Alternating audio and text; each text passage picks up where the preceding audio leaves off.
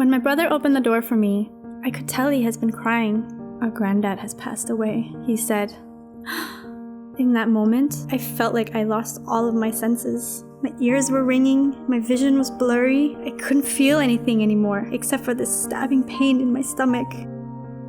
Family means everything to me, and ever since I was a child, I was always very close with my grandparents. My grandfather especially was such an inspiration to me. I grew up listening to all of his amazing stories. He was always so creative, so funny, and so caring. Any questions that I had, he would always have the answers to them. I knew I could always go to him.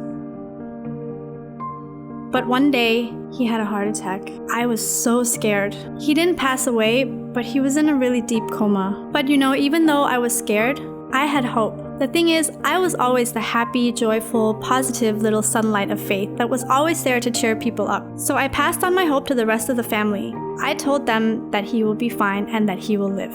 I was actually assuring them so much that I started to believe it myself. When my grandmother would hold the phone to his ear, she said his blood pressure was so much higher and sometimes his eyes would open up. See? He's going to be okay.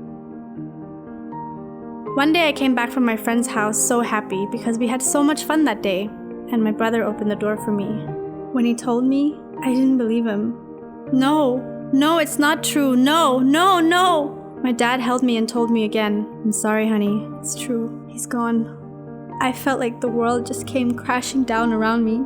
I ran up to my room, I closed the door, hid under the covers, and I just couldn't stop crying.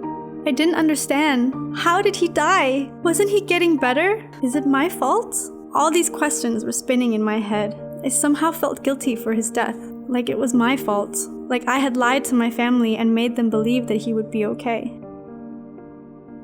As months passed after his death, things just kept getting worse and worse. Those thoughts and questions I had, they were all coming to life in my head. Thoughts like, you're useless, it's all your fault, they hate you, just kept repeating around in my head. I just couldn't get over his death. I just couldn't understand it. Even after a year, everything felt like a disaster. I was always so anxious about everything, and I just was constantly feeling so stressed. I couldn't sleep because of all the dark thoughts in my head, and sometimes everything would just feel so numb. At that point, I had no more self-esteem. I couldn't even look at myself in the mirror. I hated everything about myself. The way I look, the way I am, the way I feel. I just wanted to be invisible. So I stopped speaking altogether. I became one of those students that would sit in the back of the classroom, just completely terrified that the teacher would ask them a question. I felt like I was trapped inside my own head, because everything I said or did would be judged. I was fading away.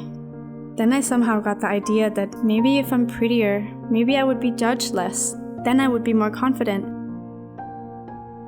So I stopped eating, and I wrote down every single calorie I had. I wanted to control everything. I guess I must have thought that if I controlled what I was eating, what I was doing, maybe I could control what was happening to me. But it didn't help. I just wanted to give up. At that point, I didn't want to live anymore. And for a while, this was the only thought that I had.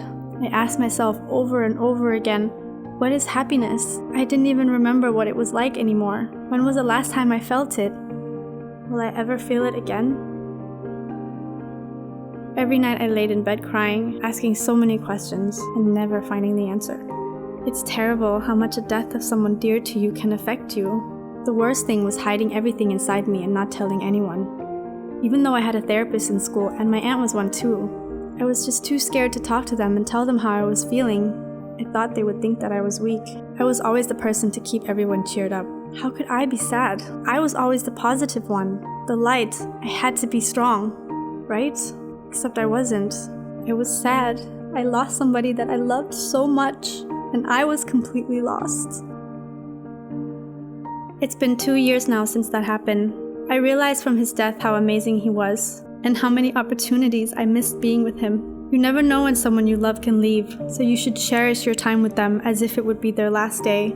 Even though I can't see my loving grandfather, I know he's there. I know he's watching over me. Forgetting about it isn't going to work. Instead, remember them. Think of how amazing they were, and most importantly, forgive them. And forgive yourself. Everyone has a time to go, and it is not your fault for that. Don't hold on to their life. Simply let them go in peace. Accept the fact that they lived a great life and brought good feelings to you. That is the most important thing to remember, as it will help you accept what happened. Life is going to be hard, but tricky roads can lead to beautiful destinations. And no matter how hard it is, I won't give up, and neither should you. Thank you for sharing your inspiring story with us.